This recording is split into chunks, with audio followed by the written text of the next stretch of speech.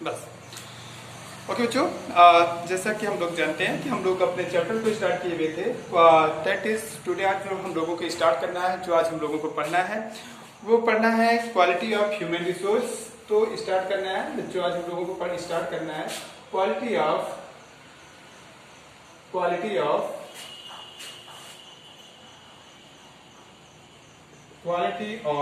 Human resource.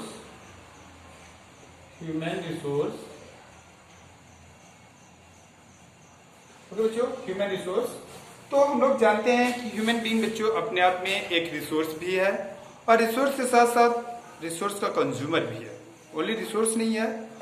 अगर resource consumption ज़्यादा तेज हो जाता है तो, या ज़्यादा अमाउंट में यूटिलाइज होने लगता है, या रिसोर्सेज का यूटिलाइजेशन अवेलेबिलिटी की कंपेरेटिवली डिमांड बहुत ज़्यादा हो जाती है, इतनी ज़्यादा पॉपुलेशन बढ़ जाती है, तो इस सिचुएशन ऑफ पॉपुलेशन को बच्चों एक्सप्लोजिव पोजीशन ऑफ पॉपुलेशन या जनसंख्या विस्फोट के नाम से जानते हैं।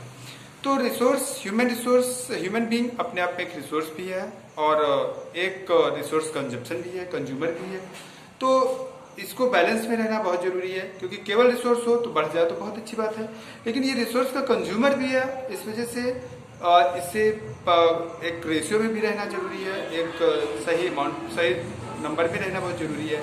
फॉर एग्जाम्पल मैं आपको बता दूं कि अगर ह्यूमन नहीं है तो भी ह्यूमन रिसोर्स, और ह्यूमन एक रिसोर्स है, क्योंकि everything which fulfil the needs of human being is known as a resource. हमारी जरूरतों को एक दूसरे से हम अपनी जरूरतें पूरी करते हैं। कोई डॉक्टर्स है तो उसके पास हम लोग इलाज कराने जाते हैं, ही फुलफिल अवर नीड्स। या कोई टीचर है तो हम उसके पास पढ़ने जाते हैं, he is fulfilling our needs. आप टीचर को पैसा देते हो, यू आर फुलफिलिंग, मतलब स्कूल को पैसा देते हो, you are fulfilling the needs of teacher.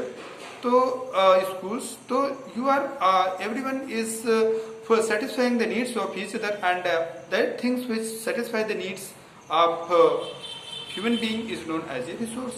तो human being अपने आप में एक रिसोर्स है बच्चों, लेकिन इस रिसोर्स को ज़्यादा क्वालिटीफुल बनाए जाने के लिए दो चीज़ों की बहुत ज़्यादा ज़रूरत होती है, उन्हीं स्पेशली एजुकेशन। आज एजुकेशन के बारे में हमें डिस्कस करना है। तो हम आज आपको बारे में बातें कर रहे थे बच्चों कि जो हमारा ह्यूमन रिसोर्स है उसे क्वालिटीफुल बनाने के लिए दो चीज़ें जरूरी है बेटा, दो very important things are required. एक को बेटा आपका बैलेंस डाइट, या एक food rich vitamin, minerals, carbohydrate and protein, fats, lipids, इनसे रिच एक फूड जिसे हम बैलेंस डाइट कह सकते हैं, या न्यूट्रिएंटफुल फूड कह सकते हैं। तो प्रॉपर फूड की जरूरत है, प्रॉपर फूड जो कि बच्चों को उनके कुपोषण से या अंडरनरिश्ड से बचाता है। और अंडरनरिश्ड जो बच्चे खाना पीना नहीं प्रॉपर पाते, उनकी हाइट प्रॉपर नहीं बढ़ पाती है, तो अंडरनरिश्ड हो जाते हैं।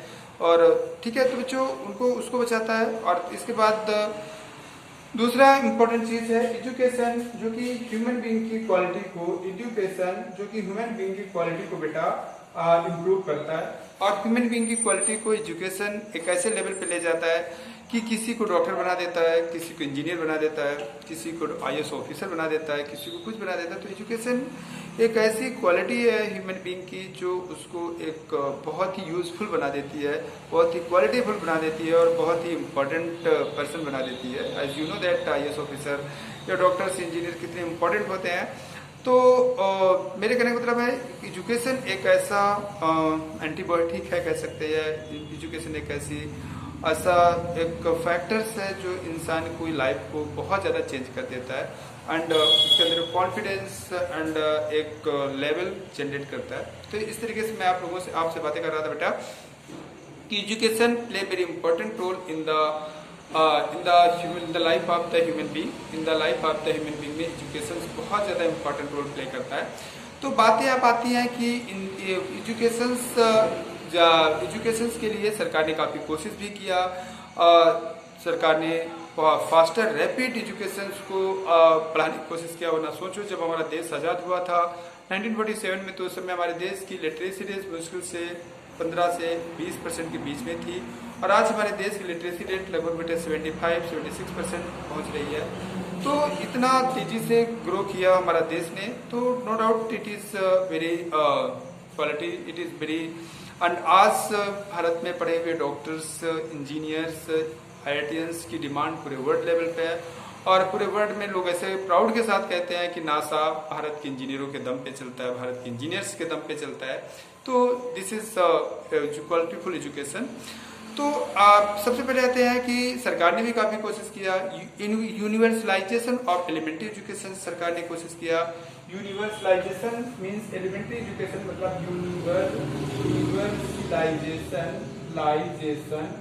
Universalization of education. Universalization of education मतलब शिक्षा सबके लिए, एजुकेशन फॉर एवरीवन। यूनिवर्सलाइजेशन मतलब एजुकेशन सबके लिए, ठीक है, that is universalization of education.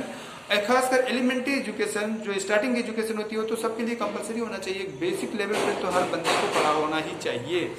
इसके बाद education for the weaker section के लिए, SC/ST ग्रुप के लिए, OBC ग्रुप के लिए, ट्राइबल कम्युनिटी के लिए अलग अलग सरकार ने व्यवस्था की। स्पेशली इंक्लूडिंग गर्ल्स चाइल्ड के लिए सरकार ने विशेष व्यवस्था किया एजुकेशन के लिए। Education of the quality and importance of education, specially technical education में सरकार ने काफी कोशिश किया। टेक्निकल इंस्टीट्यूट IITs वगैरह का एस्टेब्लिशमेंट किया, और आज IITs पूरे वर्ल्ड में अपने टेक्निकल एजुकेशन के लिए जाने जाते हैं। ठीक है बच्चों, तो ये क्या कहते हैं, सेकेंडरी एजुकेशन को इम्प्लीमेंट किया गया। हायर एजुकेशन को और ज्यादा करने की कोशिश सरकार कर रही है। ढेर सारे IITs बना रही है, ढेर सारे मेडिकल कॉलेज बना रही है, ढेर सारे एम्स बना रही है। सरकार ने अभी सरकार ने कहा कि हर स्टेट में 1-2 एम्स बन जाएंगे, वरना कोई कभी दिल्ली एम्स होता था, लेकिन अब तो यूपी में 1 एम्स बनकर तैयार हो गया, 2 एम्स बनकर लगभग तैयार हो गए, तीसरे की तैयारी चल रही है। एक आपका गोरखपुर में बनकर लगभग तैयार हो रहा है, और एक आपका रायबरेली में बनकर के तैयार कंप्लीट तैयार है। ठीक है, तो मतलब इस तरीके से सरकार काफी कुछ कोशिश कर रही है अपने एजुकेशन को। तो रोल ऑफ एजुकेशन देखा जाए बेटा ह्यूमन बीइंग में, ह्यूमन रिसोर्स के डेवलपमेंट में, तो एजुकेशन बहुत इंपॉर्टेंट रोल प्ले करता है in the human being life में, या लाइफ को बेटरमेंट करने में, एम्प्लॉयमेंट के चांसेस में, एम्प्लॉयमेंट प्रोवाइड करने के लिए एजुकेशन एक बहुत बेसिक नीड्स होती चली जा रही है। जानते हैं कि वैसे तो इंडिया में बहुत ज़्यादा जॉब की कमी है, लेकिन एक स्किलफुल बंदों की बहुत ज़्यादा कमी हो जाती है। कभी कभी देखा जाता है कुछ सीटें भरती ही नहीं है, उनको उस लेवल के लड़के क्वालिफाई नहीं उस एग्जाम को कर पाते हैं, तो कुछ ऐसा भी देखने के लिए मिलता है। तो इस वजह से क्वालिटीफुल एजुकेशन बेटे वेरी इंपॉर्टेंट होती है। नॉट ओनली नेम के लिए एजुकेशन की जरूरत नहीं होनी चाहिए, एंड क्वालिटीफुल एजुकेशन हो ताकि स्किल डेवलपमेंट किया जा सके और फ्यूचर की ट्रेनिंग दी जा सके, और फ्यूचर के लिए देश को एक मजबूत नागरिक मिल सके, देश एक मजबूत कंधों में आ सके, सो दैट डेवलपमेंट के रास्ते पे से और भी ज़्यादा एक्सेलरेशन, पॉजिटिव एक्सेलरेशन गेन हो सके, एंड डेवलपमेंट का जो रेट है that can be also improve much more. तो इस तरीके से बच्चों हम एजुकेशन के बारे में पढ़ रहे थे, तो अब हम पढ़ेंगे कि सरकार ने हमारे देश में कौन कौन से एजुकेशन पॉलिसीज को स्टार्ट किया, एजुकेशन को रन करने के लिए, एजुकेशन को बेटर करने के लिए कौन कौन सी पॉलिसीज आई। तो सबसे पहले हम देखते हैं कि सरकार ने बेटे 1986 में न्यू एजुकेशन पॉलिसी को इम्प्लीमेंट किया। अभी new education policy, new education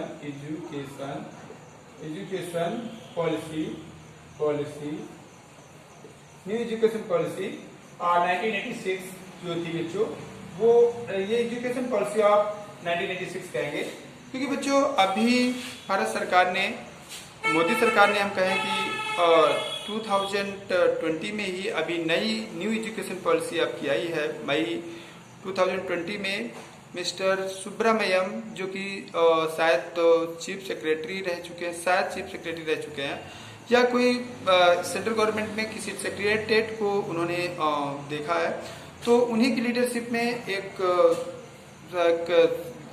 new education policy की समिति बनाई गई, और उसने न्यू एजुकेशन पॉलिसी को डिसाइड किया है। आजकल बहुत ज़्यादा चर्चा में है, तो हम अब उसके बारे में नहीं पढ़ेंगे, क्योंकि तुम्हारे एग्जाम में कोई करंट का एग्जाम नहीं है, कोई GS का एग्जाम नहीं है, तुम्हारा तो जो वही पेपर में आएगा जो आपका सिलेबस में है, तो वो सिलेबस से अभी आउट ऑफ है, वो अभी आपके सिलेबस में इंक्लूडेड नहीं हुई है, तो इस वजह से वो पॉसिबल नहीं है कि वो आ जाए। वरना जो एग्ज़ाम हो रहे हैं, जैसे आपका सिविल एग्ज़ाम हो रहे हैं, सिविल सर्विसेज एग्ज़ाम में जो भी एग्ज़ाम हो रहे हैं उसमें तो एक दो क्वेश्चन वहाँ से आप आना ही आना है, 1-2 साल तक तो वहाँ से क्वेश्चन पूछता ही रहेगा। तो लेकिन बेसिक हमारा पर्पज़ वो नहीं है। हमारा पर्पज़ आपको नेशनल एजुकेशन पॉलिसी ऑफ 1986 के बारे में बताना है। कौन सा? नेशनल एजुकेशन पॉलिसी ऑफ 1986 ये बेटे राजीव गांधी गवर्नमेंट के थ्रू लाई गई थी। और इसी एजुकेशन पॉलिसी में पहली बार कंप्यूटर एजुकेशन के बारे में एक्सप्लेनेशन किया गया था।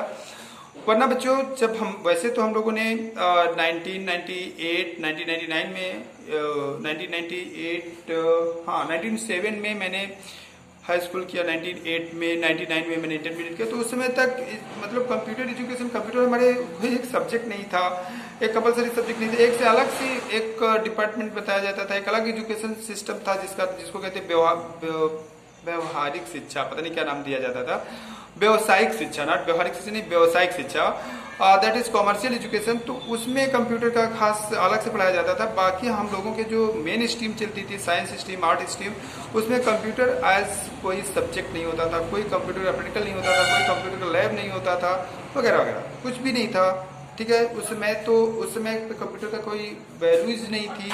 लेकिन तो मेरे कहने मतलब, लेकिन क्योंकि उस समय तक उस पॉलिसी को, क्योंकि कोई पॉलिसी आती है तो बेटे उसके जो इक्विपमेंट्स होते हैं, उसके जो रिक्वायर्ड इक्विपमेंट्स होते हैं वो तुरंत अवेलेबल या तुरंत इस्टेब्लिश हो नहीं जाते हैं, उसके लिए टाइम लगता है। तो इस वजह से उस समय तक बहुत ज़्यादा इफेक्टिव नहीं हो पाई थी। लेकिन मैं आपको बता दूं कि कंप्यूटर एजुकेशन यानी टेक्नोलॉजी का एक रिवॉर्ड लाने का जो रिकॉर्ड है वो हमारे एजुकेशन ऑफ 1986 के national education policy of 1986 implemented by mister Rajiv Gandhi government, यानी कांग्रेस गवर्नमेंट राजीव गांधी जी के गवर्नमेंट के थ्रू जिसे इम्प्लीमेंट किया गया, वो एजुकेशन पॉलिसी 1986 की थी। इसमें पहली बार बच्चों क्या किया गया, कंप्यूटर एजुकेशन के बारे में क्या कहते हैं वो किया गया। और बताया गया कि टोटल जो हमारा खर्च आएगा, जो टोटल एक्सपेंडिचर है, उस एक्सपेंडिचर में बच्चों एजुकेशन के एक्सपेंडिचर को और इम्प्रूव किया जाएगा और बढ़ाया जाएगा, एजुकेशन एक्सपेंडिचर को और ज़्यादा बढ़ाया जाएगा। ये क्या कहते हैं उसका परसेंटेज और ज़्यादा बढ़ाया जाएगा, ये प्लान किया गया। ठीक है, ड्रॉप और जो बच्चे कोशिश की गई कि जो बच्चे स्कूल नहीं आ रहे हैं उनके लिए एक पॉलिसी चलाई गई। और नॉट ओनली बच्चों के लिए बट सर्व शिक्षा अभियान नाम का एक प्रोग्राम चलाया गया बेटा, यूनिवर्सलाइजेशन एजुकेशन पॉलिसी, एक प्रोग्राम चलाया गया, यानी सर्व शिक्षा अभियान, जिसमें सबको एजुकेशन देने का प्लान किया गया। इवन बच्चों बूढ़े लोगों के लिए भी क्लासेस चलाई गई थी गांव में बूढ़े लोगों को लिए भी कहा गया कि इनकी भी, ये शाम को फ्री होते हैं, इनको शाम को पढ़ना लिखना थोड़ा सिखाया जाए ताकि ये दवाओं के नाम एटलीस्ट अपने सीड्स के और ये टीवी में आने वाले प्रोग्राम्स के बारे में जान सकें। और तो इस तरीके से दैट वाज सर्व शिक्षा अभियान। जब मैं कक्षा 9th में पढ़ रहा था, I was the student of 9th class, तो उस समय बच्चों सर्व शिक्षा अभियान अपने बहुत ज़्यादा जोरों में था। तो हमारे यहाँ मिस्टर प्रभात कुमार जी जिलाधिकारी थे, तो उन्होंने बेटा एक जादूगर को हमारे यहाँ भेजा था हमारे स्कूल में, और उनका काम था, बहुत अच्छे जादूगर थे, उनका काम था कि अपनी जादू दिखाना और सर्व शिक्षा अभियान का एडवर्टीजमेंट करना। That was the main purpose of him. तो तब हमने देखा था, तो मतलब अभी भी देखो हर स्कूल में लिखा सर्व शिक्षा अभियान, सब पढ़े सब बढ़े। तो this were the policy of the education policy of 1986 के ही सभी प्रोग्राम्स अभी तक जो चल रहे हैं, वो अभी तक जो पॉलिसी चल रही है, आज के डेट में भी जो चल रही है, वो एजुकेशन पॉलिसी ऑफ 1986 की पॉलिसी ही कंटिन्यू कर रही है। और उसी में बेटे ये प्लान किया गया कि हमें एलिमेंट्री एजुकेशन पर खासकर फोकस करना है और इसको और ज़्यादा इफेक्टिव बनाना है। इसी चीज़ को और ज़्यादा इफेक्टिव बनाने के लिए बेटे 2002 में 86th amendment of Indian constitution किया गया। 2002 में बच्चों 2002 में इसी एजुकेशन पॉलिसी को और आगे और इफेक्टिव मजबूत करने के लिए 86th amendment of Indian constitution amendment of Indian constitution किया गया बेटा 86th अमेंडमेंट 2002 में। और इसमें ये कहा गया कि 14 ईयर्स तक के बच्चों के लिए एलिमेंट्री एजुकेशन प्रोवाइड करने के लिए सरकार बाध्य है। और अगर इट इज कंपलसरी एजुकेशन का प्रोविजन किया गया एंड ये एक फंडामेंटल राइट्स का एक हिस्सा बना दिया गया। ठीक है बच्चों, it become the part of fundamental rights. और ये कहा गया कि अगर कोई भी बच्चा 6 to 14 ईयर का है तो उसे स्कूल जाना मस्ट नेसेसरी है। अगर सरकार उसे स्कूल नहीं भेज पा रही है तो वो लड़का सरकार के खिलाफ कंप्लेंट कर सकता है और फ्री ऑफ कॉस्ट एजुकेशन उसे दी जाएगी। 6 to 14 ईयर तक की एजुकेशन को सरकार प्रोवाइड कराना सरकार की मॉरल रिस्पॉन्सिबिलिटी है और एक फंडामेंटल राइट्स का एक हिस्सा बन गया कि अगर सरकार 14 ईयर तक के बच्चे को एजुकेशन नहीं प्रोवाइड कर पा रही है तो ये उसके फंडामेंटल राइट्स का हनन होगा, इसके फंडामेंटल राइट्स का एक्सप्लॉयटेशन होगा। तो इस तरीके से सरकार ने ये भी कोशिश किया कि क्या कहते हैं कि हम 2002 में 86th अमेंडमेंट के थ्रू 21A हमारे कॉन्स्टिट्यूशन में पार्ट 21A आप लोग जानते बेटा कि जो फंडामेंटल राइट्स का एक्सप्लेनेशन है कॉन्स्टिट्यूशन का आर्टिकल 12 से लेकर के 35 तक एक्सप्लेनेशन है, 12 से लेकर के 35 तक फंडामेंटल राइट्स का। तो 21A पार्ट जोड़ा गया 86 अमेंडमेंट के थ्रू। 21 वाले पार्ट में से 21 आर्टिकल्स में से 21 आर्टिकल्स में पार्ट ए जोड़ा गया और उसमें लिखा गया कि for the it is compulsory, it is a fundamental rights of the every child being 6 to 14 years to get the education free of cost. ठीक है, तो गवर्नमेंट बेटा प्रोवाइड भी कराती है। गवर्नमेंट तो फ्री ऑफ कॉस्ट की एजुकेशन के साथ साथ और भी रिस्पॉन्सिबिलिटी दे रही है, वो हम आगे पढ़ रहे हैं। तो इस तरीके से सरकार ने पूरी कोशिश किया कि किसी भी हद तक सारे बच्चों को एजुकेशन क्वालिटीफुल एजुकेशन प्रोवाइड की जाए। ठीक है बच्चों, तो अब इसका रिजल्ट भी काफी कुछ अच्छा देखने के लिए मिला कि हमारा लिटरेसी रेट हमारे देश की कंट्री की बहुत तेजी से बढ़ी। तो इस तरीके से देखा जाए बच्चों, सरकार ने एक एलिमेंट्री एजुकेशन प्रोवाइड करने का एक प्रोविजन किया और एलिमेंट्री एजुकेशन को फंडामेंटल राइट्स का एक हिस्सा बना दिया। एलिमेंट्री एजुकेशन मतलब स्टार्टिंग एजुकेशन को एक फंडामेंटल राइट्स का एक हिस्सा बना दिया बच्चों। ठीक है, अब इसके बाद सरकार ने बेटे ढेर सारे प्रोग्राम चलाए। जैसे मैंने बताया कि सरकार ने सर्व शिक्षा अभियान चलाया था। सर्व शिक्षा अभियान आज जो राइट टू एजुकेशन से जोड़ा गया था और राइट टू एजुकेशन से जुड़ा था फ्री एजुकेशन और to the children between the 6 to 14 years के बच्चों के लिए कहा गया कि फ्री ऑफ कॉस्ट एजुकेशन दी जाएगी। ठीक है, it mandates to every child has to right the elementary education for the elementary education. If government is not providing तो हम गवर्नमेंट के खिलाफ में जा सकते हैं, कोर्ट में जा सकते हैं। और इस तरीके से सर्व शिक्षा अभियान के बारे में मैंने आपको बताया कि सर्व शिक्षा अभियान को किस तरीके से सरकार ने स्टार्ट किया। तो सर्व शिक्षा अभियान, इसके बाद national programme for education and girls elementary level. बेटे गर्ल्स के लिए गर्ल्स के एजुकेशन लेवल, क्योंकि गर्ल्स की एजुकेशन रेशियो कंपेरेटिवली कम होती है। आज भी देखा जाए बच्चों तो अगर जेंट्स की एजुकेशन 80s में पहुंच जाती है तो गर्ल्स की आज भी 60s में ही है, 65, 68 ऐसे गर्ल्स की है एजुकेशन रेट और बॉयज की तो 80s में पहुंच गई है। टोटल मिलाकर के 70s में है, 75 अगर 76 के आसपास क्या कहते हैं लिटरेसी रेट ऑफ इंडिया। तो मेरे कहने का मतलब है गर्ल्स के एजुकेशन के लिए सरकार ने विशेष प्रोग्राम किया, डिफरेंट तरीके की स्कीम बनाई और स्कीम बना करके सरकार ने गर्ल्स के लिए अब तो सेपरेट स्कूल की भी प्रोविजन कर रही है।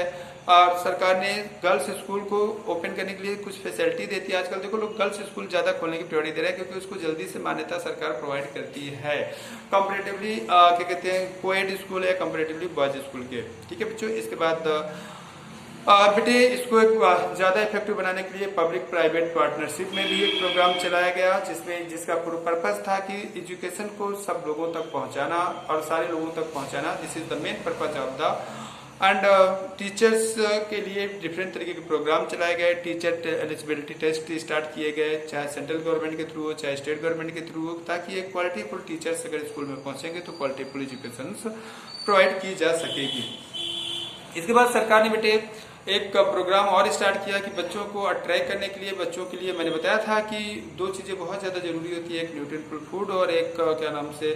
तो सरकार ने बच्चों को और अंडर नरिश्ड से बचाने के लिए यानी उनको कुपोषण से बचाने के लिए सरकार ने बच्चों को दोपहर का खाना भी मीनू वाइज प्रोवाइड करना स्टार्ट करवाया।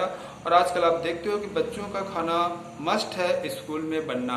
और ठीक है, और प्राइमरी स्कूल है तो वहां पर बच्चों के लिए खाना जरूर बनेगा और वो भी मीनू वाइज बनेगा कि आज खिचड़ी बनेगी, आज खीर बनेगी, आज मीनू फिक्स किए गए और ये कहा गया कि ये खाना देना बहुत जरूरी है और इसे मिड डे मील स्कीम के नाम से जाना गया। इस स्कीम को सबसे पहले बेटे तमिलनाडु की सरकार जयललिता गवर्नमेंट के थ्रू स्टार्ट किया गया था। जयललिता गवर्नमेंट ने सबसे पहले तमिलनाडु में स्टार्ट किया था और फिर धीरे धीरे इसका पॉजिटिव इफेक्ट जब आया पूरे देश में फिर से पहले इम्प्लीमेंट किया गया और आज ये बहुत सक्सेसफुली चल रहा है और बच्चों से ये एक्सपेक्टेशन की जाती है कि बच्चे कुपोषण से भी बचेंगे और बच्चों का अट्रैक्शन भी बढ़ेगा toward the school. Not only this, सरकार और भी डिफरेंट तरीके के प्रोग्राम्स दे रही है और भी ढेर सारा बच्चों को free of cost dresses, sweaters वगैरह डिस्ट्रीब्यूट करना, इवन स्कॉलरशिप भी प्रोवाइड करना। This is also these are the programmes. जो पुअर वीकर सेक्शन के बच्चे हैं उनको एजुकेशन, उनको स्कॉलरशिप प्रोवाइड करना ताकि बच्चे अपने क्वालिटीफुल एजुकेशन से वंचित न रह सकें और बेटर तरीके से प्रोग्रेस करें। इसके बाद सरकार ने बेटे गर्ल्स एजुकेशन के लिए कुछ विशेष प्रोग्राम किए और गर्ल्स के एजुकेशन के लिए उन्होंने कस्तूरबा गांधी बालिका विद्यालय का एस्टेब्लिशमेंट किया। कस्तूरबा गांधी बालिका विद्यालय आवासीय विद्यालय, हॉस्टल स्कूल है जहां पर उनके रहने के लिए बच्चों जो कस्तूरबा गांधी बालिका विद्यालय ओपन किए गए। इनका टारगेट तो था कि जैसे जवाहर बालिका विद्यालय, जवाहर केंद्रीय विद्यालय करके जो हॉस्टल स्कूल खोले गए हैं, जवाहर नवोदय विद्यालय, ठीक है बच्चों, जवाहर नवोदय विद्यालय सेंट्रल गवर्नमेंट ने खोला और सेंट्रल गवर्नमेंट का एक प्रोग्राम था कि सारे बच्चों को, जो बच्चे गांव के हैं और जिनके अंदर बहुत अच्छी क्वालिटी है लेकिन वो एक क्वालिटीफुल एजुकेशन से वंचित रह जाते हैं अपने खर्च की वजह से, तो इस वजह से जो जवाहर नवोदय विद्यालय है बच्चों, उनकी प्रॉपर्टी है कि सिर्फ गाँव के बच्चे वहाँ एनरोल्ड होंगे, शहरों के बच्चों को वहाँ अलाउड नहीं है, सिर्फ गाँव के बच्चे एनरोल्ड होंगे और उनका गांव का सर्टिफिकेट बना होना चाहिए। एंड इसके बाद वो बच्चे उनका खर्च सरकार पूरा बियर करती है और उनको एक बहुत क्वालिटीफुल एजुकेशन केंद्रीय विद्यालय के से कहीं कम नहीं, ज़्यादा बेटर एजुकेशन प्रोवाइड करने की कोशिश की जाती है और उन्हें प्रॉपर न्यूट्रिएंट फूड भी सरकार की तरफ से प्रोवाइड किया जाता है। ये जवाहर नवोदय विद्यालय का, जो कि 1986 एजुकेशन पॉलिसी का एक हिस्सा थे, वो भी खोले गए और इसका मेन पर्पज है गाँव के उन प्रतिभाशाली बच्चों की प्रतिभाओं को निकालना जो कि बहुत ही प्रतिभाशाली है लेकिन अपने कम रिसोर्स की वजह से, अपने मम्मी पापा की गरीबी की वजह से जिनका विकास डिस्टर्ब हो रहा है या इंटरप्ट हो रहा है, उनको ना होने देना और उनको आगे बढ़ाना और आगे प्रोग्रेस करना, so that they can play very important role in the development of the country. This is the purpose of. तो सेम वैसे यूपी गवर्नमेंट ने बेटे गर्ल्स एजुकेशन के प्रोग्रेस के लिए एक कस्तूरबा गांधी बालिका विद्यालय का एस्टेब्लिशमेंट किया, जहां पर सिर्फ लड़कियों को रखा जाएगा। लड़कियों के लिए हॉस्टल व्यवस्था है, यह हॉस्टल से स्कूल है, लेकिन आजकल वो व्यवस्था बेटा बहुत ज़्यादा अव्यवस्थाओं का शिकार है। वहाँ पर बहुत अच्छी व्यवस्था नहीं है, बस मैं यही कह सकता हूँ। जो मैंने सुना या जो मैंने देखा भी, कुछ स्कूल्स को मैंने देखा तो वहाँ बहुत अच्छी व्यवस्था नहीं है। जवाहर नवोदय विद्यालय जैसी उनकी व्यवस्थाएँ नहीं है। तो लेकिन सरकार को चाहिए कि अगर उन्होंने उनके कंपटीशन में खोला, तो उनके लेवल पे खोला है, तो उनको अपडेट करना चाहिए, क्योंकि वो सेंटर्स हैं जहाँ पर गर्ल्स, गांव लेवल की गर्ल्स जो कि बहुत गरीब होती हैं और जिनके अंदर बहुत अच्छा टैलेंट है, वो टैलेंट उनका बिखरने ना पाए, उस टैलेंट को प्रॉपर गाइडलाइन मिल सके, तो वो सरकार को कोशिश करना चाहिए। दैट इज कस्तूरबा गांधी बालिका विद्यालय अगस्त 2004 में सेटअप किया गया। 750 रेजिडेंशियल स्कूल उस समय स्टेब्लिश किए गए थे, जहाँ पर SC ST OBC and minorities community की गर्ल्स को स्पेशल प्रायोरिटी दी जाती है, खासकर गाँव के लड़कियों के लिए वो स्कूल्स का